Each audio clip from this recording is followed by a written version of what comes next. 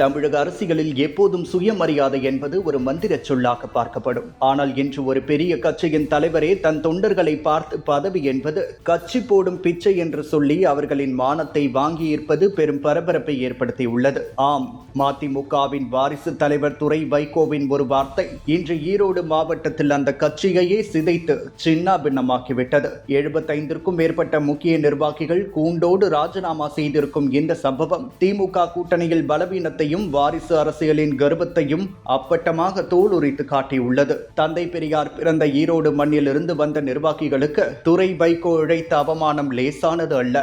மறைந்த ஈரோடு கணேசமூர்த்தியின் நினைவு நாளில் கலந்து கொண்டு விட்டு தொகுதி பங்கீடு குறித்து பேச சென்ற நிர்வாகிகளிடம் துரை வைகோ காட்டிய அந்த அதிகார தோரணை தான் இன்று மதிமுகவின் பிளவுக்கு காரணமாகியுள்ளது. சீட் தருவது கட்சியாக பார்த்து போடுகிற பிச்சை என்று அவர் பேசிய விதம் பல ஆண்டுகளாக கட்சிக்காக ரத்தம் சிந்திய தொண்டர்களின் நெஞ்சில் ஈட்டியால் பாய்ந்தது போலிருந்துள்ளது. ஒரு கார்ப்பரேட் கம்பெனியின் முதலாளி போல துரை வைகோ நடந்து கொண்டது திராவிட இயக்கத்தின் அடிப்படைக்கு எதிரானது இல்லையா? திமுகவின் கைப்பாவையாக மதிமுக மாறிவிட்டது என்று சொல்லப்படுவதற்கு இதுவே ஒரு சாட்சி.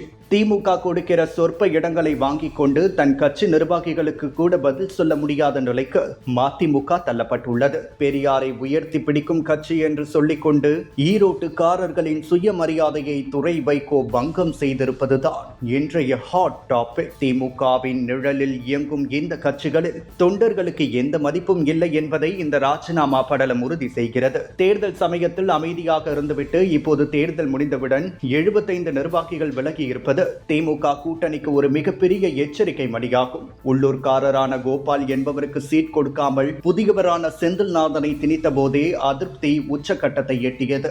சாட்டை எடுத்து அடிப்பேன் என்றெல்லாம் துரை வைகோ பேசுவது ஒரு ஜனநாயக நாட்டில் தலைவருக்குரிய பண்பா?